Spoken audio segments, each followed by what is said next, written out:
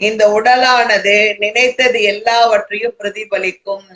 உடல்ல மனம் என்னென்ன நினைக்குதோ அது உடலானது என்ன பண்ணும்? பிரதிபலிக்கும்.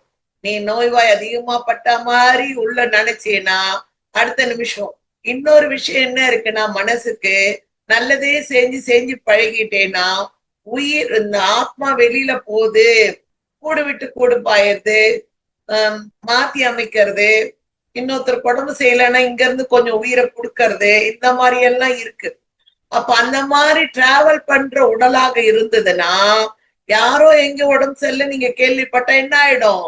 இங்க இருந்து டிராவல் ஆகி போய் அவங்களுக்கு கொஞ்சம் கொடுத்துரும்.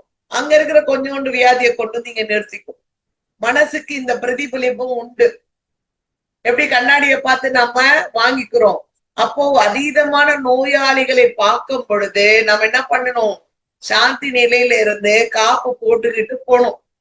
இல்லைன்னா அங்க இருந்து நம்ம அவங்கள போய் தாங்க பார்த்துட்டு வந்தாங்க, இந்த அம்மா வந்த நாள்ல இருந்து பத்துன்னு இருக்கிறாங்கன்னு வாங்க.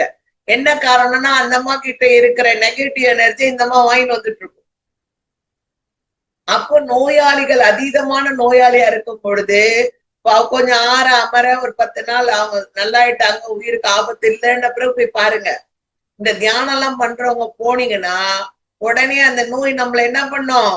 அங்கிருந்து நமக்கு நம்ம கிட்ட இருக்கிற நல்ல ஆத்மா அங்க போய் உட்கார்ந்து அங்க இருக்கிறத கொண்டு வந்து சேர்த்து இந்த ஒரு இது இருக்கு. இது நடக்கும். அதனால நம்ம உட்கார்ந்து இருக்கும் பொழுது நம்ம என்ன பண்ணணும்? அப்போ சூரியனோட ஆட்சி, சூரியன் ஆட்சி சந்திர ஆட்சி நடக்குது இல்ல? அப்ப சூரியனோட ஆட்சி நம்ம என்ன பண்ணணும்? மூக்குல இருந்து ஒரு 21 தடவை ஏத்திட்டு, அப்பா சூரிய பகவானே பிரகாசமா எனக்குள்ள இருந்துகிட்டு நான் அவங்கள பார்க்க போறேன், எந்த விதத்திலயும் டிஸ்டர்ப் செய்யாம நான் நானாக வந்து சேரத்துக்கு அருள் புரின்னு சொல்லி ஒரு கமெண்ட் கொடுத்துட்டு திருப்பி என்ன பண்ணும்? சாந்திக்கு போயிடணும். குண்டலி கிட்ட போய் பேசணும். குண்டலி சாந்தியே, நான் இப்ப போய் ஒரு உறவுக்கார பார்க்க போறேன், அவங்க அவங்களா இருக்கட்டும், நீயா இருன்னு சொல்லி அவங்க அந்த குண்டலி கிட்டையும் சாந்தி தியாகத்துல பேசிட்டு நம்ம போய் அவங்கள பார்க்கணும். இல்லைன்னு சொன்னா நமக்கு இந்த டிரான்ஸ்பர் ஆகி நம்ம என்ன பண்ணுவோம்? நாம அந்த நோயை கொண்டு வந்துருவோம். நமக்குள்ள அது வந்ததுக்கு அப்புறம் அவங்க அங்க நல்லா எழுந்து உட்கார்ந்துப்பாங்க. இந்த அம்மா அந்த அம்மா வேதனையப்படுவாங்க. இல்ல உயிரே போற மாதிரி இருக்கும், இந்த அம்மாக்கு இங்க உயிர் போற மாதிரி ஆயிடும். இதெல்லாம் தியானம் செய்யறவங்க அடிப்படையா கத்துக்க வேண்டிய விஷயங்கள். சாந்தி நிலையில இருந்துதான் இறப்பு வீட்டுக்கு போகணும், ஒரு துக்கத்தை விசாரிக்கணும், நோயாளியை பார்க்கணும்.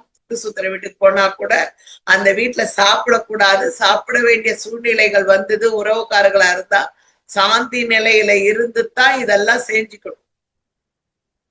புரியுதுங்களா? ஏனோ தானோ நானும் போனேன் வந்தேன் கேட்டேன்னு போனேன்னு நீ செத்துட்டாங்கன்னா நீ போய் எழுப்ப போறது இல்ல, நீ போனாங்க ஒண்ணும் இல்ல, அப்போ அது எழுந்துக்க போறது கிடையாது. அப்ப என்ன பண்ண? உட்கார்ந்து தியானம் பண்ணி சாந்தி நல்ல இருந்துட்டு போகணும். புட்டு சுத்திர வீட்டுக்கு போறியா? அப்படிதான் செய்யணும். நோயாளி வீட்டு யாராக இருந்தாலும் யார் வீட்டுக்கே போய் நீ உணவு இன்னைக்கு சாப்பிடுறதுன்னு முடிவாயிடுச்சு, அண்ணன் வீட்டுல போய் சாப்பிடுற, அக்கா வீட்டுல போய் சாப்பிடுற, அங்கேயே இந்த கதை. ஏன்னா அங்க ஏற்கனவே ஏதோ ஒரு நெகட்டிவ் ஆடி நின்றுன்னு வச்சுக்கோ, அது என்ன பண்ண? நீ சாப்பிடும் போது உள்ள பூந்துக்குச்சுன்னா அதுவும் நமக்கு பெரிய பிரச்சனையில மாட்டேங்குது. அதனால எந்த ஒரு விஷயமாக வீட்டை விட்டு நீ கிளம்புறன்னு பொழுது நீ என்ன பண்ணணும்? ஒரு 21 தடவையோ இல்ல அட்லீஸ்ட் ஒரு 11 தடவையாவது சாந்தி மந்திரம் சொல்லிட்டாவது போடும். அப்பதான் நல்லது.